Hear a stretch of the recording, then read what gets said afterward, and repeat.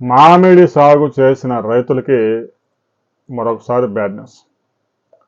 భారతదేశం నుంచి వచ్చే మామిడి పండు మేము దిగుమతి చేసుకోము అని జపాన్ స్పష్టంగా ప్రకటించింది. మామిడి ఎగుమతులు చేసే ముందు దానికి వేపర్ ట్రీట్మెంట్ వేస్తూ ఉంటారు, లోపల పురుగు లేకుండా కాయ నాణ్యంగా ఉండేందుకు, కెమికల్స్ ప్రభావం కూడా తగ్గించేందుకు.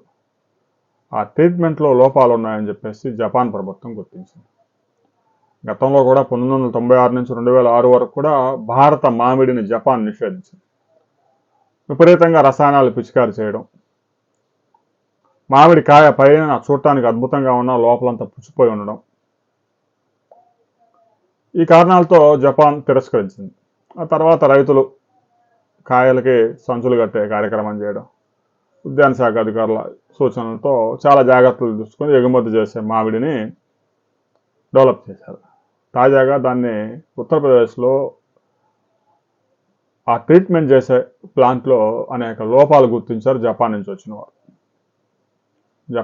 జపాన్ సరుకు వెళ్ళిన తర్వాత వారు పరిశీలించి రిజెక్ట్ చేయడం కాదు, ఎక్కడి నుంచి అయితే వారు ఎగుమతి చేసుకుంటున్నారో అక్కడికి వచ్చి వారు పరిశీలన చేస్తూ ఉన్నారు. ఫార్మా కంపెనీల్లో కూడా అంతే. ఫార్మా కంపెనీ ఏదైనా మందుని అమెరికా కానీ యూరోప్ దేశాలకు కనుక ఎగుమతి చేస్తూ ఉంటే అక్కడి నుంచి ప్రతినిధులు వచ్చి సరైన వాతావరణంలో ఈ పనులన్నీ చేస్తున్నారు లేదా అనేది కూడా పరిశీలిస్తారు. అయితే భారత్ నుంచి జపాన్కి చాలా విలువైన మామిడి,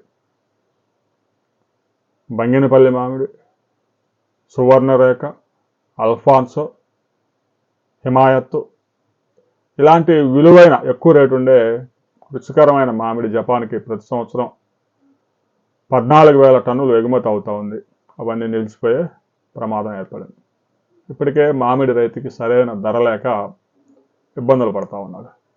పశ్చిమాసియాలో యుద్ధంతో ఆ దేశాలకు కూడా ఎగుమతులు నిలిచిపోయాయి. ముఖ్యంగా మన మార్కెట్ పెద్ద మార్కెట్, గల్ఫ్ దేశాలన్నీ దగ్గర మార్కెట్, అలాంటి మార్కెట్ క్లోజ్ అయిపోయింది. తాజాగా జపాన్ దెబ్బకొట్టింది. మామిడి రైతు సంక్షోభం తప్పేలాగా లేదు. ఇంకా చిత్తూరులో తోతాపూరి మామిడి కోతకు రాల, అది కనుక వస్తే ఇక రాజకీయం నేరుగా తినేది కాదు. పల్ప్ ఇండస్ట్రీ ఏమో మేము కొనుగోలు చేయం, గత ఏడాది కొనుగోలు చేసింది ఇంతవరకు సరుకు పల్ప్ ఎగుమతి అవ్వలేదు పశ్చిమాసియా దేశాలకి అని చెప్పేసి వాళ్ళు చేతులు ఎత్తేసుకొస్తున్నారు. గత ఏడాది ఆంధ్రప్రదేశ్ ప్రభుత్వం 270 కోట్లు కేటాయించి రైతుల దగ్గర నుంచి కొనుగోలు చేసి కంపెనీలకు సప్లై చేసింది. మరి ఈ ఏడాది రాబోయే కొద్ది రోజుల్లో ఆ కటింగ్ కూడా మొదలవుద్ది. పెద్ద ఎత్తున ఇష్యూ వచ్చే అవకాశం ఉంది.